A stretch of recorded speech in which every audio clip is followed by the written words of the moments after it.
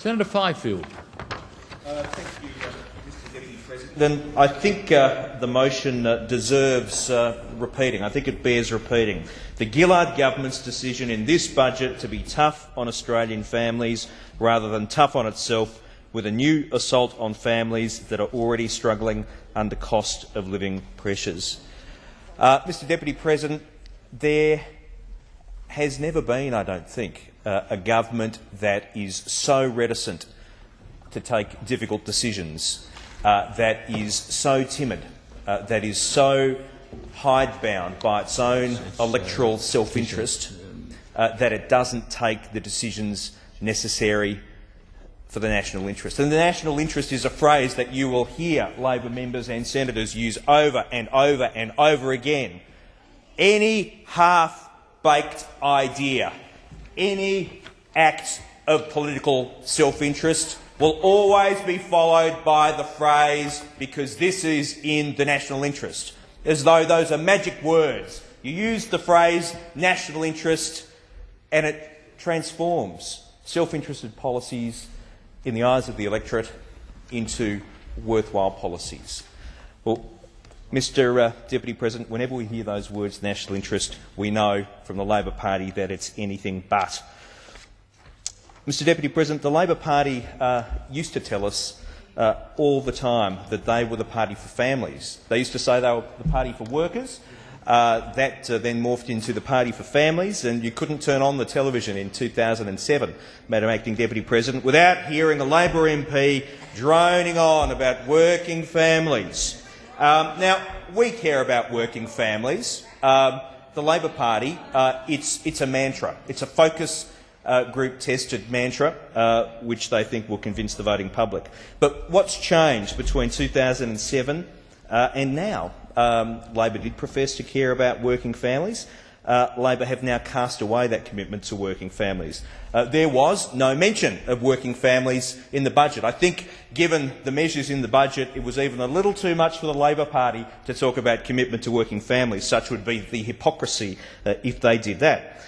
Indeed, not only has the budget neglected families, it has absolutely potted them with a raft of measures that are going to make things worse for families.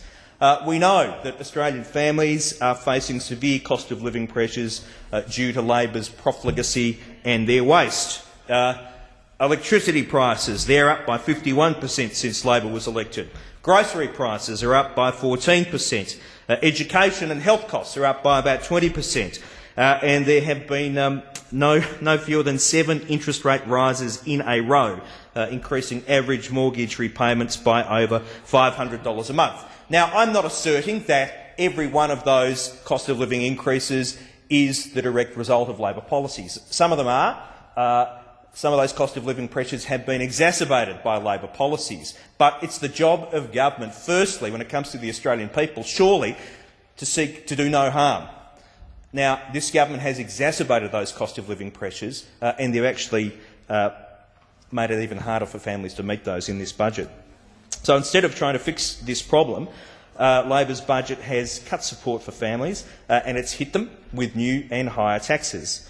The budget strips $2 billion from families by freezing for 3 years the indexation of key family tax payments and income thresholds. It also slugs families and businesses with $6 billion of new and increased taxes. And to make matters worse, Madam Acting Deputy President, Australian families are yet to be hit by the Gillard-Brown carbon tax.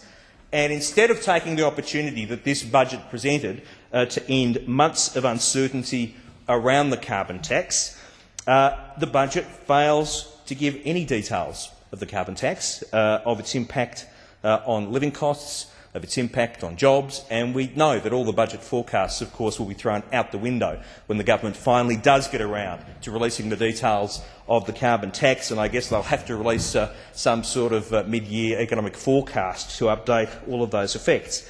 As Tony Abbott has said many times, the budget isn't worth the paper that it's written on, because it doesn't include the biggest macroeconomic so-called reform Not everything a government does is a reform, but this government calls it a reform. It's a misnomer, even though the budget doesn't include that significant macroeconomic reform that they claim. Madam Acting Deputy President, the government's failure to rein in reckless spending, wasteful spending, is going to lead to high inflation. It is going to put upward pressure on interest rates. That is going to see more interest rate hikes by the Reserve Bank. We know that.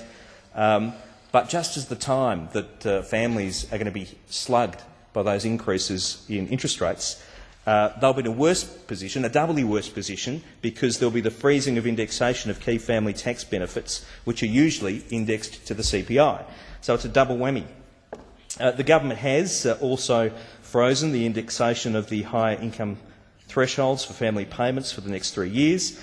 These thresholds are usually indexed by the CPI. These thresholds are to be frozen, and they include the $150,000 limit for FTBB, the $75,000 baby bonus eligibility limit for family income, and the $150,000 paid parental leave income limit, and the higher income threshold for FTBA. This is also the first budget in 8 years that hasn't provided tax cuts for Australians. Instead, as I've mentioned before, Labor's hit Australian families and the economy with more than $6 billion in new and higher taxes. Labor are still determined to means test the private health insurance rebate to hurt families. And as I said, Labor have been tough on families because they've failed to be tough on themselves. And I want to evidence that, Madam Acting Deputy President. There's actually a thread that runs through and joins each Labor budget. There's an unerring constancy. There's a consistency of approach. They are undoubtedly works of fiction, Madam Acting Deputy President. And I have the works of fiction here. We have the 08-09 budget, work of fiction. We have the 09-10 budget, work of fiction. We have the 2010-11 budget, a work of fiction. And we have the most recent work of fiction, the 2011-12 budget, another work of fiction. But I want to detail what I mean, Madam Acting Deputy President. Let's go back to 2008, the first budget by Mr Swan, which said, "We are budgeting for a surplus of $21.7 billion in 2008-9, 1.8% of GDP, the largest budget surplus as a share of GDP in nearly a decade." Yeah, right, indeed. Indeed. What was the outcome of that budget? Wasn't it $21.7 billion surplus? It was a $27.079 billion deficit, Madam Acting Deputy President. So, work of fiction, another one. 2009-10 budget. Well, if you look hard in there, you won't actually find the forecast deficit, Madam Acting Deputy President. So embarrassed was Mr Swan. The outcome was $54 billion deficit. Madam Acting Deputy President, the 10-11 budget. And actually, these numbers actually get further back in the budget speech as you go.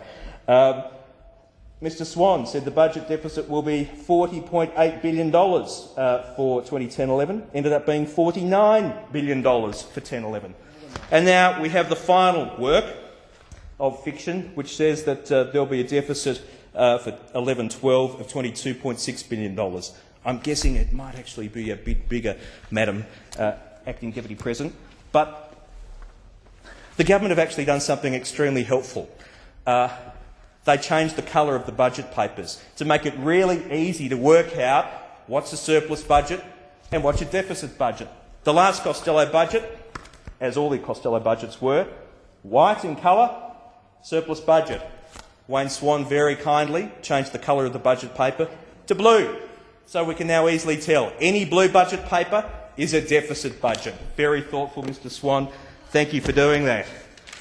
Madam Acting Deputy President, these are the exhibits to support the case that Labor are not tough on themselves. They're clearly not. They always take the soft option. And I just want to touch on a few comments of Mr Swan over the last few days. He said yesterday that the opposition is set to wreck the surplus. Well, there is no surplus, and any good psychologist will tell you the best predictor of future behaviour is past behaviour. I don't believe there will be a surplus. Mr Swan, yesterday, I've done things Peter Costello never did. He's spot on. Peter Costello, 12 budgets, 10 surpluses. Wayne Swan, 4 budgets, 4 deficits, no surpluses. Penny Wong, yesterday, she said this is a typical Labor budget. You bet it is. Debt and deficit, no tough decisions, but at the same time slugging ordinary Australians. Now, if you listen to Senator Wong, she'll tell you that they've really had a lot of bad luck, that it's overwhelmingly the case that its revenue shortfalls have led to these budget deficits. Well, that's not true. The overwhelming majority of the reasons for the budget deficits are because of policy decisions by government. If you look at the reasons for the budget deficits, it's because of policy decisions by government, not revenue shortfalls. But if you listen to Senator Wong and Mr Swan, you'll believe that there's no government that's ever had such a bad run of luck as this outfit. Madam Acting Deputy President, this government claimed, the Labor Party claimed at the 2007 election that they would be economic conservatives. They haven't been. This has been a government of sloth and waste and incompetence. The people who are paying the price for that are the Australian public, and this budget stands as a testament to the fact that the Australian Labor Party are not tough on themselves. They can't take a tough decision. It's always the Australian people who pay. They're paying again. They're suffering from rising costs of living. This budget will exacerbate those costs of living. And Madam Acting Deputy President, every budget tells a story. Every budget tells the story of deceit. Every budget tells the story that it's the Australian Labor Party, through their bad policy decisions, who are inflicting pain on the Australian people.